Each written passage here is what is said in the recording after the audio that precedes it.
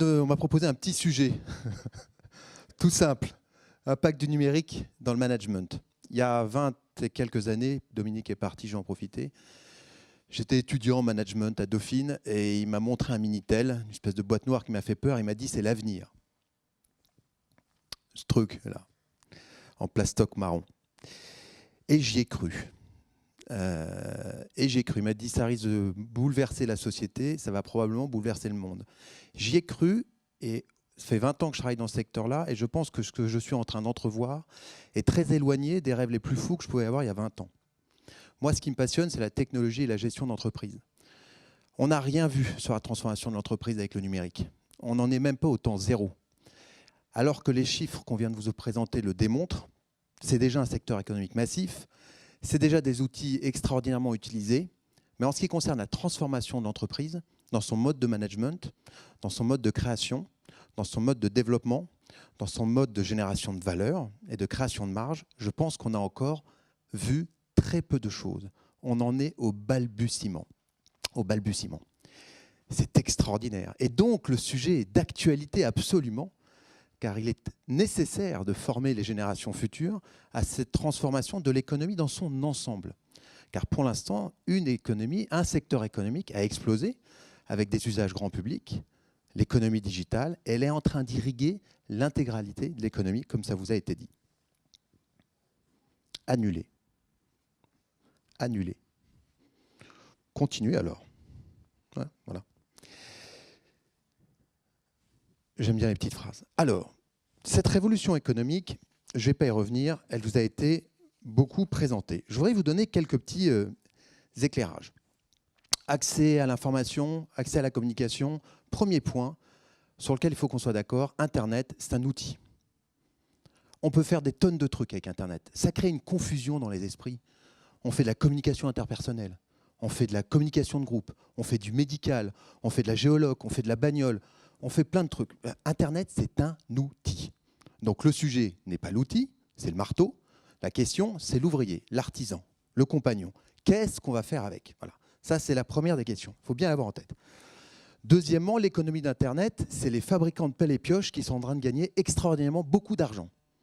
Éditeurs de logiciels, producteurs de services, opérateurs de télécom. Voilà. Eux, ils en gagnent énormément.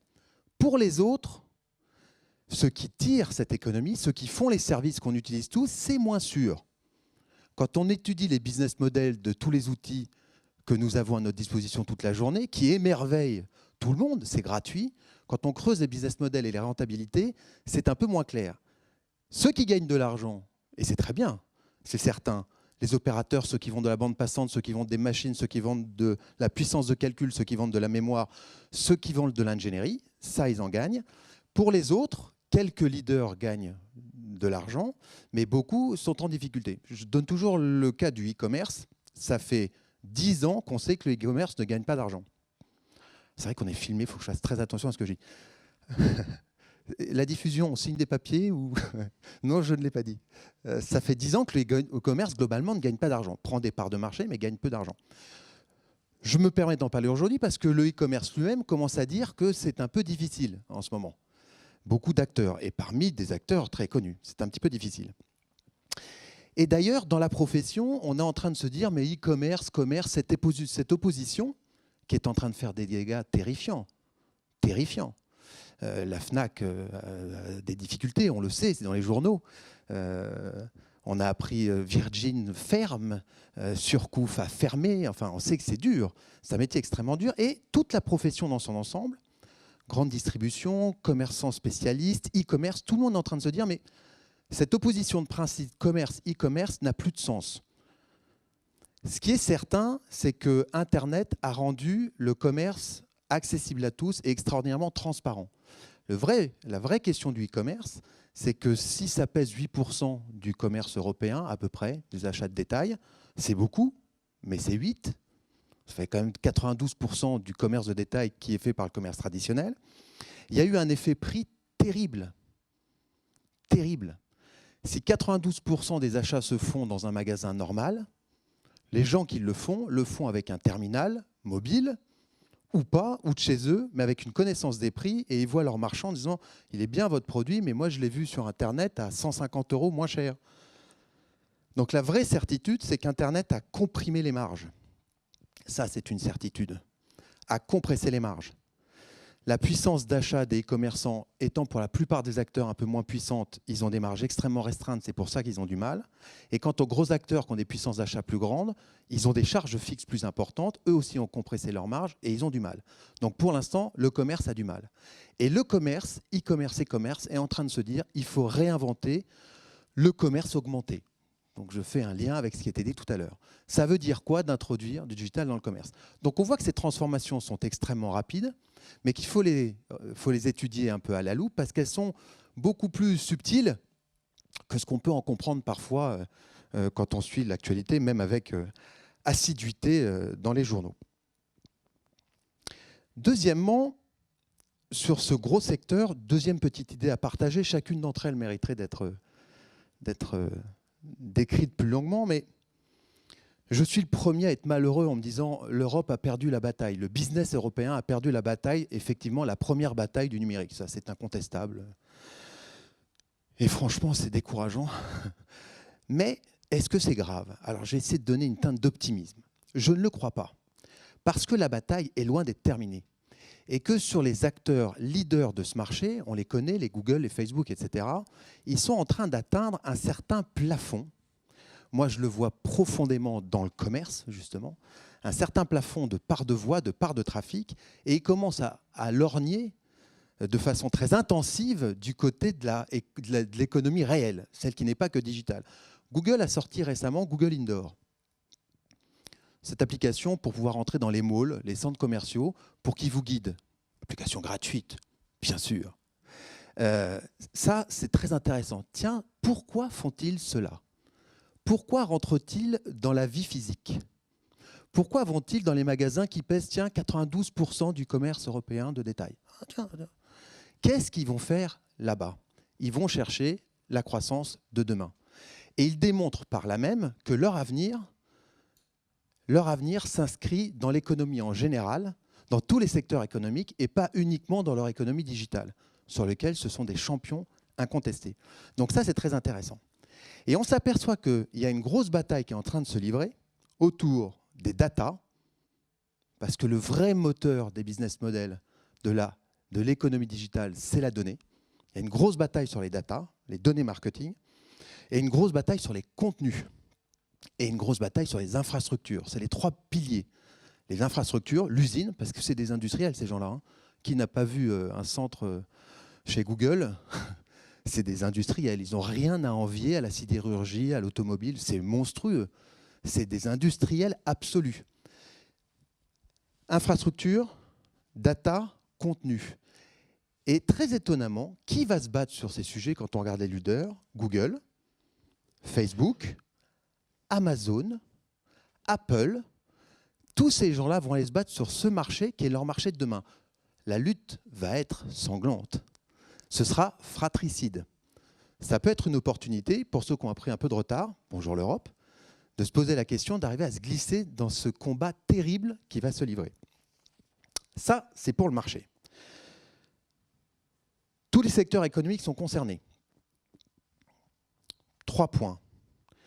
Premier point, je dis à mes étudiants depuis 15 ans, la révolution d'Internet, elle est dans la réintermédiation commerciale.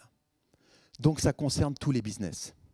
C'est un outil de communication, incontestablement. C'est surtout un outil de communication.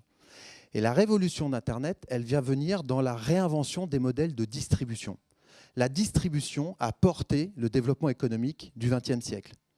Internet en modifie les règles, les fondements, ou permet d'entrevoir d'autres façons de distribuer et de gérer la relation client. Et ça concerne toutes les entreprises, tous les business, avec plus ou moins d'intensité. Il faut s'y intéresser plus ou moins vite. Pour certains, c'est déjà beaucoup trop tard. Prenez l'économie du tourisme. Oui, je vais prendre ça comme illustration. L'économie du tourisme. Ils ont déjà vécu un cycle en 10 ans. 10 ans, c'est 70 ans hein, dans mon secteur. Dominique le disait pendant le repas. C'est une année de chien. Hein, donc, au propre comme au figuré. Ça va extrêmement vite. L'économie du tourisme, Internet se développe. Qu'est-ce qu'on voit apparaître? Des intermédiaires commerciaux à la place des agences de voyage traditionnelles. L'intermédiaire commercial, on les a tous utilisés, les last minute et consorts. Qu'est-ce qu'ils proposent? Ce que ne savent pas faire les producteurs de voyages, les avionneurs et les hôteliers. Ils savent aller prendre du flux d'informations, compiler ça sur une page, vous faites une requête et ils vous donnent le meilleur prix. Ils savent aller plus vite. Ils vont choper une information, un flux d'informations, ils le produisent et vous disent « Tiens, moi, j'ai comparé pour ton voyage, voilà les 17 prix et voilà celui que tu peux prendre. » Et comment ils se rémunèrent? Ils envoient un contact commercial au vrai producteur du voyage, de l'avionneur par exemple, en lui disant « Je te prends X% si la personne va au bout de la transaction. » Ça, c'était il y a 12 ans. Belle success story, vous vous souvenez peut-être ou pas, les Dégriffe Tours, des levées de fonds fabuleuses, des développements, etc. Qu'ont fait les industriels du secteur? Air France, par exemple, qui a fait une mutation. Ce n'est pas les meilleurs, mais je les connais bien leur cas. Ils ont fait une mutation digitale exceptionnelle dans les 10 ans qui viennent. Dans les 10 ans qui se viennent de s'écouler. Extraordinaire. L'entreprise a muté, a fait évoluer son système d'information, e-billets, enregistrement automatique, vous réservez en direct, etc. Et aujourd'hui, de plus en plus, pensez-y vous, quand on va encore sur des moteurs de recherche, certes, mais souvent, en tous les cas sur du billet direct, quand on va dans un aéroport, on regarde les 4 compagnies qui desservent cet aéroport de l'endroit où on part, on ouvre les 4 sites des 4 compagnies, on regarde en direct leur prix, et vous devriez le faire parce que généralement, on n'a pas la com de l'intermédiaire commercial vu qu'on est en direct. Et les meilleurs prix, avec le yield management qu'ils ont développé, eh ben, le meilleur prix, souvent, vous l'avez directement sur la compagnie. Voilà un secteur qui, en 10 ans, dans la distribution commerciale, a été complètement changé. Extrêmement intéressant. Et où les acteurs du changement, beaucoup souffrent, voire sont déjà morts. En 10 ans. Quand même, tous les secteurs économiques vont être concernés. Deuxième, réintermédiation commerciale, c'est vraiment fondamental. Deuxième sujet, c'est l'intégration du digital dans les produits et services. Ça vient de vous être présenté, mais ça, je pense que c'est aussi extrêmement important. C'est-à-dire qu'au-delà de faire du commerce et du marketing, il va falloir commencer à faire du produit et du service pour le client. C'est-à-dire que le digital, c'est bien beau, mais on peut faire des tas de trucs avec le digital. Mais enfin, quand le client il va acheter une pelle ou un pot de fleurs, il faut lui livrer une pelle ou un pot de fleurs. Moi, je suis capable de lui faire des pelles en 3D, mais pour bêcher dans le jardin, c'est pas très pratique. Donc, on peut faire des tas de choses, mais le produit, le business, la réponse aux besoins reste importante. Donc, c'est un secteur part entière, 5, 7, 8% du PIB, bon, on va voir. C'est des offres, c'est des services, mais pour toutes les autres industries, c'est pas avec le digital qu'on va inventer un produit plus compétitif ou plus intéressant pour le client. Et donc, mais en revanche, ce qui est certain, c'est que pour beaucoup de métiers, l'intégration de la technologie dans le produit et dans le service est vraiment une notion extrêmement importante. Ça aussi, il faudra le développer. Et puis la troisième chose, et là on touche plus à l'organisation, c'est qu'effectivement, j'adore dire cette phrase, je la dis depuis tellement longtemps, je ne me plante jamais, c'est que le digital permet la levée de la contrainte de concomitance spatio-temporelle. Je vous propose de faire l'exercice. J'ai 20 ans de métier là-dessus. Donc, ça permet de lever la contrainte de concomitance spatio-temporelle, c'est-à-dire qu'effectivement, ça permet d'envisager l'organisation de l'entreprise dans un rapport différent au temps et à l'espace. C'est assez ballot, hein, mais il y a encore beaucoup de cours de sociologie des organisations d'entreprise qui reposent sur des modèles industriels tayloriens. Hein. L'expérience d'Hawthorne, je pense qu'on l'enseigne encore, elle date de 1911, je crois, ou 1913, hein, c'est ça, hein, professeur? Donc ça fait quand même un moment. C'est pas inintéressant d'ailleurs, ça reste vrai sur un certain nombre d'enseignements. Mais c'est vrai qu'avec les technos, on peut envisager l'organisation de l'entreprise un peu différemment. Donc tous les secteurs sont absolument concernés. Et puis, il y a une quatrième chose aussi qui me paraît important, c'est le digital comme levier stratégique pour les entreprises. Outre le sujet dont je vous ai parlé, Internet crée des nouveaux comportements. Le coopératif, le collaboratif, on voit que ça commence à avoir des incidences sur la façon de produire, sur la façon de concevoir et sur la façon de vendre. On parle beaucoup de crowdfunding, donc de financement collaboratif, c'est intéressant. On parle de crowdfunding, donc de façon de concevoir des produits de façon collaborative. Donc là, on voit qu'il y a un changement assez important. Je vais vous en donner un autre exemple, moi, qui me fait rire, il est très actuel. C'est la façon dont on vend des voitures aujourd'hui sur certaines pubs. La voiture, on vous la vend aujourd'hui, vous savez, c'est la pub « Chérie, où tu vas? Je vais faire du jogging. Ah, dis donc, tu pourrais pas acheter une Micra? Oh, je prends mon chéquier. Ah, pas la peine, c'est gratuit. Et puis après, on lui dit, bah ouais, c'est gratuit, c'est 250 € par mois. Voilà, c'est comme ça. Ça, c'est un impact absolument extraordinaire du digital sur la façon dont on vend les produits aujourd'hui. Le côté un forfait par mois. Tu achètes un service, tu le payes 5 ans, c'est 250 €, tout compris, y compris la vidange et l'entretien pendant 5 ans. Ça, c'est Internet qui a créé ça. Donc il y a des tas de nouveaux modèles, il faudrait le développer aussi, mais qui sont des modèles que porte Internet pour des raisons économiques extrêmement intéressantes à étudier, mais au-delà, qui sont en train de se diffuser à l'ensemble des secteurs économiques. Alors l'entreprise numérique. Quelques petites phrases clés un peu fortes comme ça, qui mériteraient démonstration, mais au moins ça crée un peu de provocation et j'espère que ça créera le débat. Première chose, pour les entreprises, chefs d'entreprise, Internet est un média publicitaire mineur. On en parle toute la journée. Internet est multiple, je vous l'ai dit, c'est surtout un outil de communication. Et sur la partie média pub, c'est un média mineur. Je dirige une agence digitale. Je pèse mes mots. J'adore ce métier, je ne veux pas en changer. Mais c'est un média publicitaire mineur. Et on le voit bien d'ailleurs dans les achats publicitaires, dans l'impact que ça a. Quand on fait de la grande conso, une bonne pub à la télé, quand il y a 15 millions de personnes qui regardent une finale d'un match de foot, ça a un sacré impact. Avoir le même impact avec du média Internet, il faut se lever le matin, il faut être fort. Et ça ne va pas coûter 0 €. Ça commence. Deuxième chose, juste entre nous, Internet n'était pas cher il y a 10 ans. Quand vous achetez du trafic sur Internet, ça commence à coûter un sacré prix. Un mot-clé sur Internet, c'est entre, on en a 10 cents, 20 cents, mais quand vous êtes sur des secteurs compétitifs, 1 € le clic, 2 € le clic, 3, 4, 5, 8 €. Un clic. Clic. Je clique sur Google. 8 €. Ping. C'est 8. Si vous savez qu'il y a à peu près déjà une visite sur 2 qui est fuyante, ça veut dire que le type qui rentre vraiment pour voir au moins 2 pages, c'est 16 €. Prenons un prix à 5. 5 €. 5 € le clic. Oh, c'est cher, hein, c'est un prix cher. Les spécialistes me diraient, oh, t'exagères, il y a moins cher. Oui, d'accord. Je vais vous le prendre à 2. Je vous le prends à 2. 2 €. 2 €. Hop, je clique. J'en ai un qui se barre. Donc déjà, celui qui rentre vraiment, qui va regarder mon site, c'est 4. 4 €. Bon, 4 €. Il va regarder mon site. Pour que la visite soit utile, il faut au moins que je récupère sa donnée. Je fais un taux de qualif à 5 points. Exceptionnel. Exceptionnel. Les taux d'achat sur les sites e-commerce sont très inférieurs à 1%. Très, très, très inférieurs à 1%. Prenons un site de qualification marketing, j'arrive à faire 5%. Il est venu à 4 €. Vous allez obtenir son numéro de téléphone et son adresse email. 5%, 4 € fois 20, 80 €. On appelle ça un contact qualifié. C'est une somme.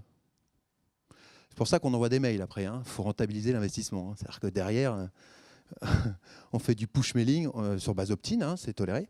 Mais il faut quand même faire du mail derrière. Donc ça ne vaut pas rien. Je ne suis pas en train de dire que ça vaut cher. Je dis que ça ne vaut pas rien. Et que du coup, ce n'est pas un média. Et quand on réfléchit média, marque, faire venir des gens vers votre marque, effectivement, il y a des tas de moyens. Internet en est un et il y en a d'autres, tout aussi efficaces, et certains qui deviennent moins chers. L'autre jour, je conseillais à un de mes clients, on réfléchissait à un truc, j'ai une idée lumineuse, je lui ai dit tiens, on va envoyer un courrier. Ah bon? Bah ouais, plus personne n'en envoie, on va être lu.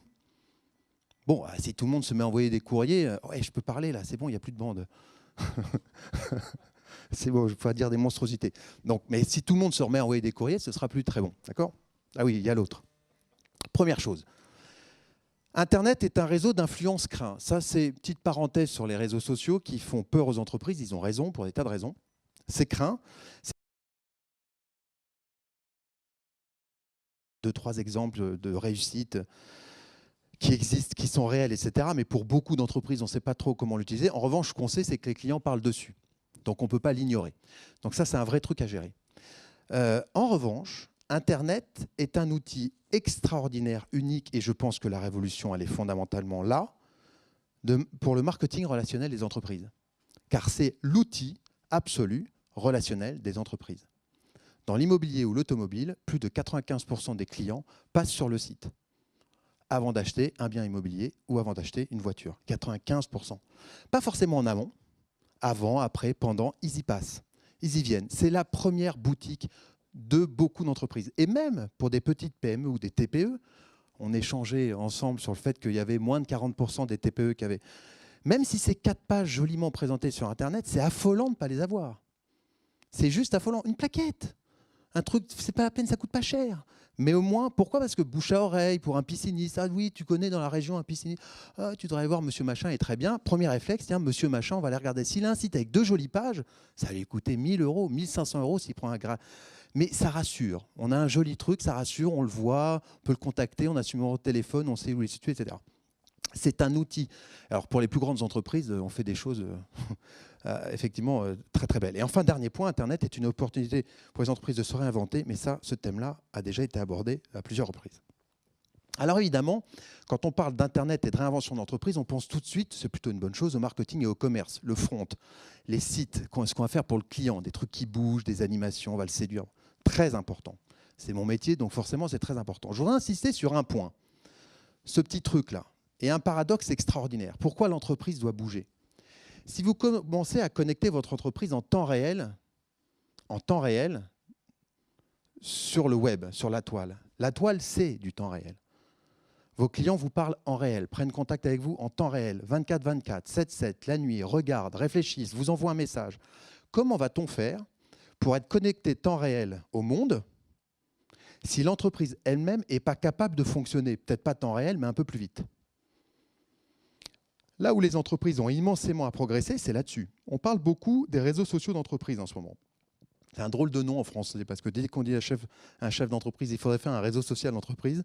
Moi, le premier, je fais réseau social d'entreprise. Oh, c'est le mot social qui fait un peu peur. Bon, mais l'idée, c'est de se dire, comment on dit à nos jeunes collaborateurs qui arrivent chez nous, qui ont passé leur vie à surfer sur Internet, Facebook, à tweeter, à s'envoyer des messages instantanément, à être capable de s'envoyer des fichiers de 10 mégas, ils arrivent dans nos boîtes, sur un système protégé, et puis tout à coup, eh ben, dans la boîte, ils n'ont pas du tout la même puissance et la même qualité de service qu'ils l'ont dans la vie avec leurs copains. Comment on va faire? Donc se posent deux questions. Comment fait-on pour faire dans les entreprises monter le niveau de service au niveau du service que tous les usagers que nous sommes avons dans notre vie privée? Mais au-delà de ce point de confort, je vais dire, il y a un point stratégique absolu. Comment fait-on pour organiser l'entreprise de telle façon à ce que la décision, la réaction soit aussi rapide que ce qui se passe dans la vie connectée réelle, surtout si on commence à connecter l'entreprise en direct sur Internet. Parfois, je dis à mes clients, il vaut mieux pas le faire. Hein. Si vous n'êtes pas capable de suivre derrière, il vaut mieux pas le faire. C'est la vraie question. Et ce changement-là, il est plus compliqué, plus humain, pas cher. Hein. C'est dans les têtes et dans les esprits du management que c'est une révolution absolue. Ça, c'est un véritable enjeu humain. Les technos, elles sont là, elles sont vraiment pas chères. Donc, autre point très intéressant. Le collaborateur numérique, maintenant. Ça fera une introduction à la dernière partie. Alors, avec tout ça, les métiers changent beaucoup. Alors, les métiers changent beaucoup. Deux choses. Pour moi, il y a deux choses. Il y a des nouveaux métiers, c'est incontestable. Je le disais tout à l'heure pendant le déjeuner. N'importe qui, en une demi-journée, peut comprendre ce que c'est que le référencement naturel, le référencement payant. Ce sont des mécaniques on comprend vite. Bon. Mais entre comprendre la mécanique et savoir s'en servir tous les jours pour faire performer l'entreprise dans ses achats et dans ses décisions de référencement naturel et référencement payant, c'est une technique. Ce n'est pas une technique de bac plus 18, hein, c'est ce qu'on veut nous faire croire depuis tout le temps, hein, c'est des mécaniques assez simples. Mais il y a des métiers comme ça qui sont des métiers de spécialistes. Et puis, il faut trouver des gens qui sont contents d'y travailler pendant 3, 4, 5 ans. Si vous prenez un ingénieur bac plus 7 et que vous lui faites faire du référencement payant, de l'achat de trafic, on se le disait tout à l'heure aussi, au bout de 6 mois, il en a marre. Ce n'est pas non plus... c'est une bourse, hein, on achète des mots, hein, on pose des mots, on achète une enchère, on vérifie sur une courbe si on est optimum. Oh là, ça monte, j'arrête ce mot, j'en prends un autre. Oh mon Dieu, il faut que je fasse 100 000 visites, j'ai un budget de temps. C'est un métier, donc il faut trouver des gens, ça s'apprend. Ça s'apprend, on parle de formation, ça s'apprend. C'est des choses qui s'apprennent et il faut trouver des gens qui ont un plaisir quotidien à travailler sur ce type de sujet. C'est pas d'une philosophie totale, c'est une petite expertise. Et j'aime à dire souvent que sur beaucoup de ces métiers de l'Internet, dans le fond, ce sont les ouvriers sidérurgistes du XXIe siècle. Il faut qu'on les forme, ceux-là. On n'en a pas en France. Donc je le dis à chaque fois que je peux, j'ai dit tout à l'heure, je le redis maintenant, c'est extrêmement important. Si on veut créer de l'emploi et garder de l'emploi en France, voilà, on a besoin de web designers, d'animateurs. Alors, il y a plein de métiers différents, plus front, plus back, plus achat de mots-clés, plus compréhension des réseaux sociaux, un peu plus d'écriture, mais on a besoin de gens qui vont alimenter cette usine parce que c'est important pour l'entreprise. Ça, c'est une partie. Et l'autre partie, c'est qu'après, il faut des commerciaux, il faut des gens de marketing, il faut de la R&D, il faut des producteurs. Donc ça, ce n'est pas des nouveaux métiers. En revanche, ce que je crois profondément, c'est que le digital, c'est une science de gestion. Enfin, c'est ce que je dis, je le milite, mais je pense qu'il faut que ça devienne une science de gestion.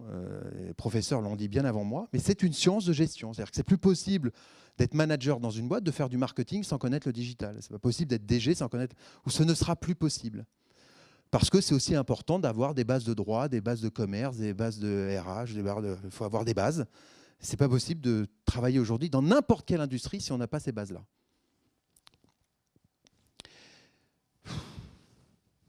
Ça, c'est très intéressant, mais voilà. Et pour conclure, je voulais conclure sur un petit clin d'œil. J'aime bien ce dessin. Prenez un siège, monsieur. Il a encore 342 mails avant vous. Quelqu'un qui attend un rendez-vous avec le vice-président exécutif de l'entreprise. Donc, on lui demande de s'asseoir parce qu'il a 342 mails avant vous. Je crois que contrairement à beaucoup de choses qu'on a dit depuis longtemps, moi, je suis intimement convaincu que le digital resédentarise l'emploi. Complètement. Ça a été déjà un peu évoqué tout à l'heure. Ça va totalement resédentariser l'emploi. C'est-à-dire que moi, je suis frappé dans mon entreprise. Ils font du digital toute la journée. Ils sont assis sur leur chaise toute la journée. Et ils sont distants de 4 mètres dans leur bureau. Ils s'envoient un message. Je ne dis pas que c'est bien, hein, mais ils n'ont plus tellement besoin de bouger. Ils ne bougent plus. C'est un homo acius. Le type, il ne bouge plus. Et ça, parce que le vrai enjeu du digital, la levée de la contrainte de concomitance spatio-temporelle, d'un point de vue marketing, elle est intéressante. Le client, on doit pouvoir le toucher n'importe quand et en tout lieu. Ça, c'est vrai. Donc, il y a cette idée qui bouge tout le temps avec son mobile. Mais le collaborateur, les mêmes techniques vont lui permettre d'arrêter de prendre l'avion pour faire une réunion à 400 bornes avec 1 heure de réunion et 6 heures de transport qui vous coûte 1 500 € aller-retour. Si par bonheur, il n'a pas la mauvaise idée de partir la veille, il vous rajoute un resto. Parce que dans le fond, avec une bonne visioconf de bonne qualité, ça va beaucoup plus vite, c'est beaucoup plus efficace. Et ce qui est très intéressant, c'est de voir que les entreprises du digital, les nouvelles, les Google, etc., sont probablement celles qui ont fait le plus d'efforts sur ça veut dire quoi une entreprise où les gens ne bougent pas, bougent plus. Vous avez tous vu ces reportages, les salles de gym, les bons restos, les espaces détente. Il y a une réflexion sur l'ergonomie du poste de travail très forte, parce que ces gens-là savent mieux que personne que dans le fond, dans le monde dans lequel ils vivent, il n'y a plus besoin de bouger beaucoup. Et donc mais par contre, c'est bien aussi que les gens travaillent ensemble quelque part. Ça crée un sentiment d'appartenance. Et j'avais cette réflexion avec des grosses foncières qui étaient très inquiètes en se disant mais est-ce qu'il y aura des bureaux demain? Et je leur disais mais vous inquiétez pas, je crois qu'il y aura des bureaux. Et il y a une vraie réflexion sur qu'est-ce que sera le bureau demain. Parce que contrairement à ce qu'on peut penser, c'est si le client, et je conclurai par ça, bouge de plus en plus, et c'est ça qui est intéressant avec les technos, on va pouvoir le choper partout. Vos collaborateurs, on va pouvoir les garder sous le coude, ils bougeront de moins en moins et devraient être plus productifs. Enfin ça, il faut le souhaiter. Voilà, quelques réflexions qu'il faudrait détailler. Je vous remercie.